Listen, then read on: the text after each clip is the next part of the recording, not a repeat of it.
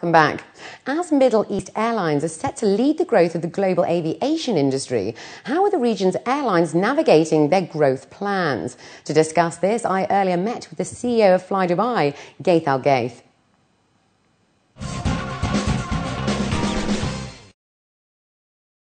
Well, it's great to have you on the show today. Thank you very much for joining us. Thank you. Now, I gather a huge congratulations is in order as flydubai has secured a deal with two of the largest aviation finances in the world. Tell me about the deal and what does this mean to flydubai?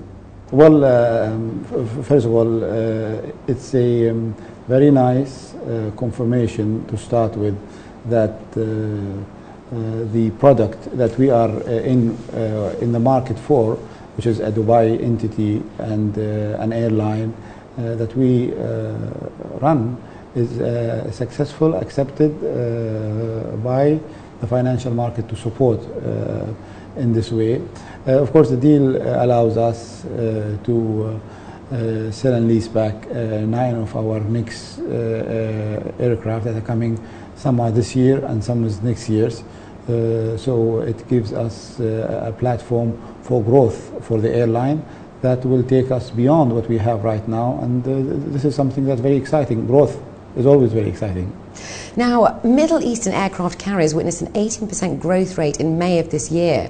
What sort of growth rates have you witnessed for the past 6 months? Well, yeah, as far as flydubai is concerned, we almost double our size every year.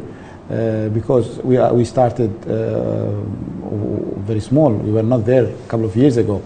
But I think the whole region and the whole airline industry here are subject to a tremendous growth, because I don't think we are yet at a level of penetration as far as the number of flights between the different points in this region versus a mature market like in Europe and in America.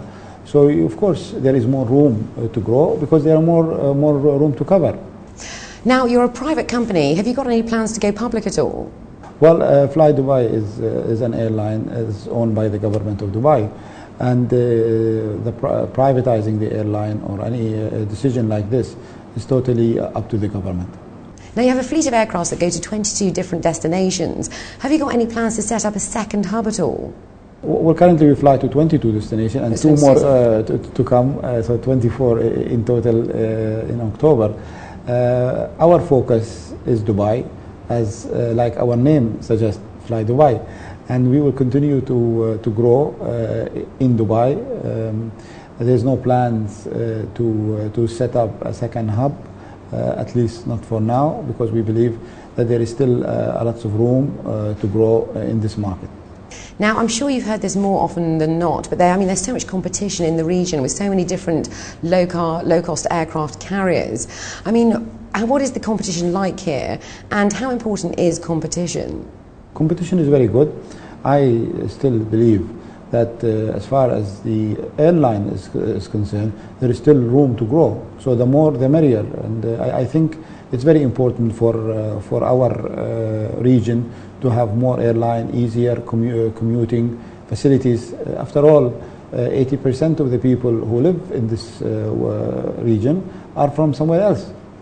Now, the Saudi Arabian low-cost carrier Sama failed to obtain financial investments and lost over $300 million. What can we learn from their mistakes? One of the issues with Sama that is very well publicized, so one can talk about, is the rules that they were operating under, especially with regards to flying to points that they have to serve as part of their licensing. So if you go to fly to places where you are not going to make money and you have to fly because that's how you can maintain your license, I think that's on its own a factor in the setup or in the environment that you operate in that I wouldn't think is acceptable.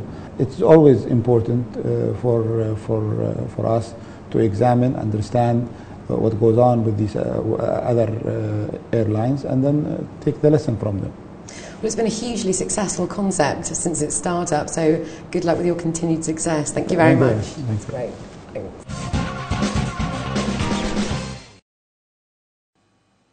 Well, that was Gaith Al Gaith, the CEO of flydubai. And that's it from the business desk. You can contact us by writing to ib@city7tv.com.